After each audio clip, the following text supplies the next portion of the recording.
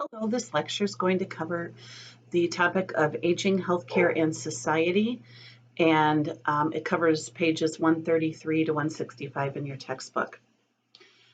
The topic of healthcare is very critical for older adults. The older we get, the more consumers we are of healthcare services, going to the doctor, the hospital, having tests run, and prescriptions to be filled. Healthcare is paid for older adults, for most older adults, that is, by Medicare. Medicare is the federally funded government program that covers healthcare expenditures for people who are on Social Security. And as you are paying into the Social Security system through your wages, you are also paying for Medicare. So it's a vitally, vitally important program for older adults. The thing is that Medicare does not cover 100% of all of the healthcare expenditures. Medicare is going to pick up a portion, usually about 80%. 20% then older adults have to pay for a private insurance policy, a supplement policy for Medicare. Those policies can be provided through Blue Cross, AARP, and other types of insurance companies. The thing is that they can be very expensive. So many older adults can't afford the premiums, $300 or $400 a month for a supplemental policy. So in that situation, Medicaid is then a state welfare program that may pick up a portion of the healthcare bill that is not being covered by Medicare. But in order for somebody to be eligible for Medicaid, they have to be at a certain poverty level. So healthcare is being able to afford it is a real significant issue for many older adults. I want to begin by talking about what normal aging is, or otherwise known as primary aging. It is an underlying irreversible process that's characteristic of all species. So there is no species that we are at least aware of today that is not going to age. And aging cannot be reversed. Clock can't be turned backwards.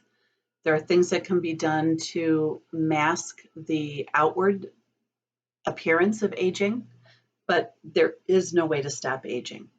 So it's going to happen to all of us. So it's primary aging. Then there's secondary aging, which is the things that happen to us associated with disease and disabilities that happen as we age. So we know that that's going to be different for everybody. Diseases are some of the more common diseases for old age begin to be covered on page 139. We're not going to talk too much about most of those diseases, but we are going to talk about dementia and Alzheimer's disease in just a minute. But that's secondary aging. So what happens to one person could be very minimal. Maybe they just get a little bit of arthritis, or they have a little bit of hearing loss or vision impairment. And then there are people that just seem to get everything: arthritis, heart disease, COPD, so on and so forth. So the way that we secondarily age is going to vary from person to person. But it stands to reason that because we have an aging society, we're going to have more people that experience these problems of secondary aging. There are two ways that diseases and diseases are classified. The first is called an acute illness. Acute is something that sort of comes on and can be resolved. So situations like somebody gets pneumonia. They get pneumonia, they go into the hospital, they get a round of antibiotics, and they're cured of the pneumonia within a couple of weeks. And maybe the pneumonia comes back at some point, but for that episode, the occurrence happens and then it gets resolved. Another example of that would be somebody who falls and breaks their hip. They break their hip, they have surgery, they go to therapy, and then they're back walking again. So acute things are generally things that happen and then are resolved. Chronic diseases are things that people may be living with for quite a period of time. Things that really can't be cured, such as arthritis, congestive heart failure.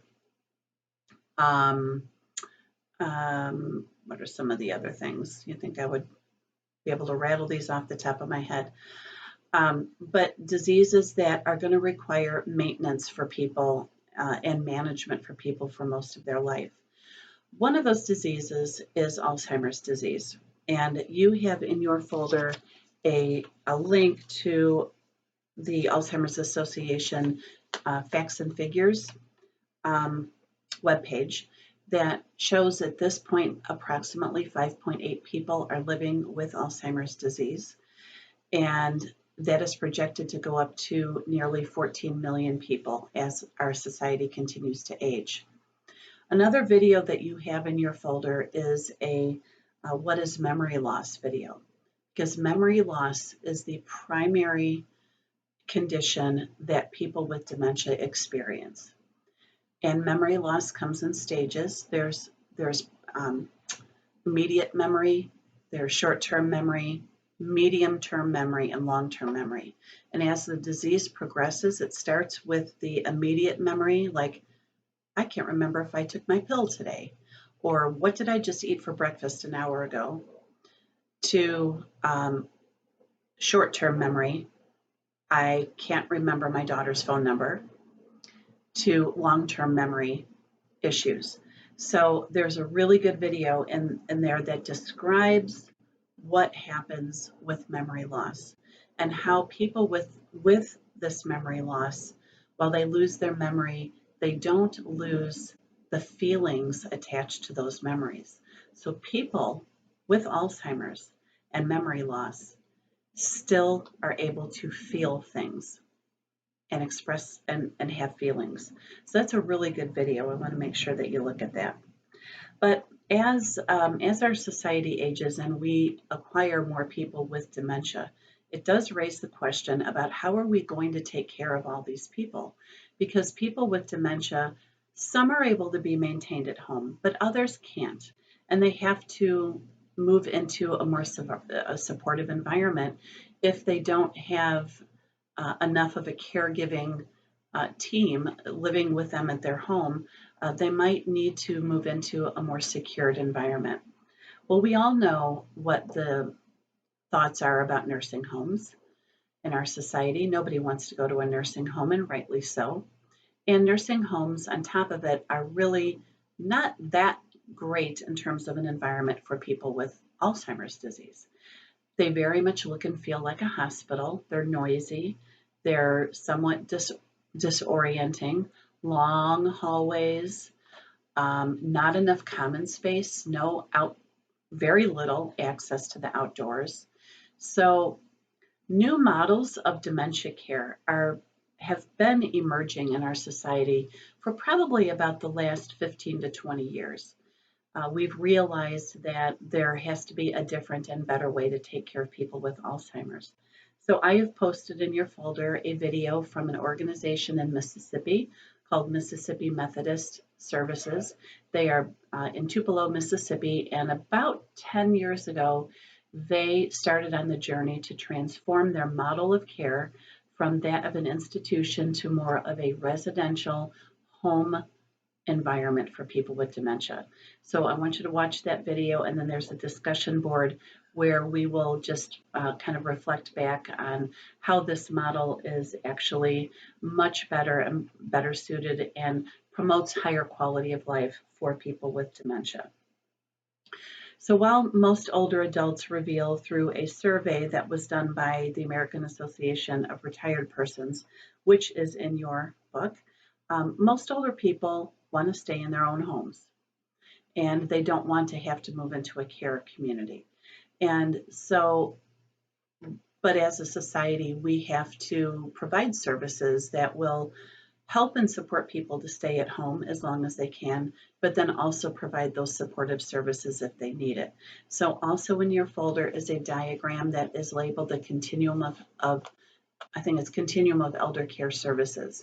And that continuum lays out from left to right The least intensive services, which are things like homemakers, Meals on Wheels programs, senior centers, wellness centers, programs that are offered through either community or private agencies to support people who want to stay in their homes, all the way as you move through the continuum to services that are considered the most intense, such as hospitals and hospice care, and then everything in between: assisted living or independent living, continuing care retirement communities, assisted living, nursing facilities, memory care facilities. So one of the questions, I'm going to give you a little bit of a heads up, that will be on your learning assessment is to order the services as they appear on the continuum chart. So from the least intensive to the most intensive. I want to just make sure that I assess your, at least your ability to recognize the various services that we do offer as a society to older adults. And so please make sure that you take a good look at that continuum and are able to answer that question on the learning assessment. The reason I mention that is that practically every semester that I have taught this class, that question throws so many students. And what I'm really trying to get out of this question is an understanding that the services that are offered in the continuum of aging services begins with very minimal assistance, least intensive, all the way to high intensive services. So I think I covered the videos that I wanted to talk about. There's a myth that I also want to dispel for you at this point, and that is that there is a real belief and a feeling that most older adults end up in nursing homes, by the time they reach 80 or 75 or whatever.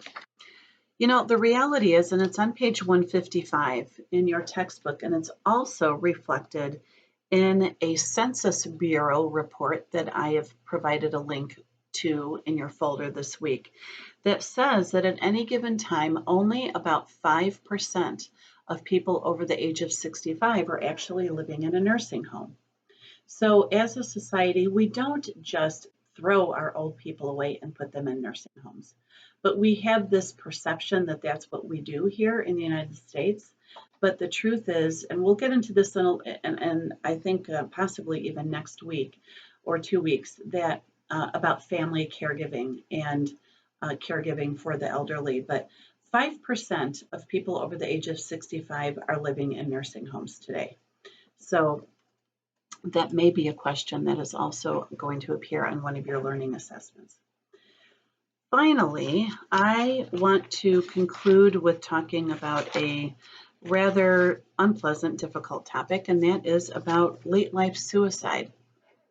And older adults over the age of 65 are considered to be of all groups at the highest risk for suicide, which is really kind of interesting because just a couple weeks ago, we talked about the Laura Carstensen research, where she's revealed through her research that older adults are happier people. So I haven't quite been able to reconcile these two pieces of information. If they are happier than the majority, why is there a higher level of suicide for people over the age of 65? There's a researcher by the name of Emily Durkheim, this is on page 163, who has identified the motivations for late life suicide. The first one is called altruistic suicide, and that is somebody who takes their own life as a self-sacrifice for the betterment of a group. So that would be somebody that says, my family is just going to be better off without me.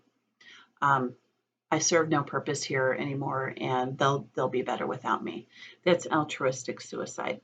Anomic suicide is when somebody feels completely hopeless and cut off from the external world. They really have no reason to live anymore. And they look ahead and they see nothing good. They see nothing hopeful. That's anomic suicide. And then there is egoistic suicide, where somebody who has pretty much lost all of all of the close relationships that they've had in their life. They are alone. They have no close relatives or friends. They are essentially isolated from society. They're not integrated into society, and they just have a feeling that they don't belong.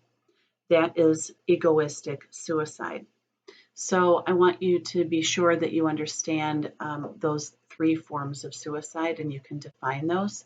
Interestingly, when you think about it, for younger people, uh, those those forms of suicide are also very consistent.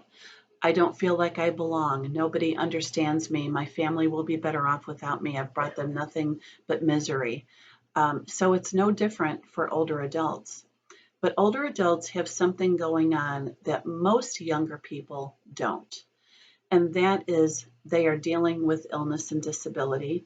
They're dealing with diminished economic resources and possibly social isolation at a higher level than somebody who is a younger person. And maybe that social isolation is because of their disability. So these are reasons why people, when they get old, decide that their life is no longer worth living. They're tired of living with disease and disability and maybe possibly pain. Maybe they have significant concerns about their economic situation. Maybe, and you've probably read stories about this where a couple goes practically broke trying to pay for cancer treatments for somebody in the family, and they can no longer go on, and the person with cancer decides, my family's better off without me. So diminished economic resources and social isolation. So understand the precursors of suicide and what the motivations of suicide are for older people. And it even says on page 163 that it's important to maintain a balanced perspective on this topic, that most older people as a group are not unhappy people, but they are at a high risk for suicide. So I think I've covered everything. I have all my little notes here. I think I've covered everything that I wanted to for aging, healthcare, and society. So I hope you have a good week, and I will see you again. Reach out with any questions. Take care. All right.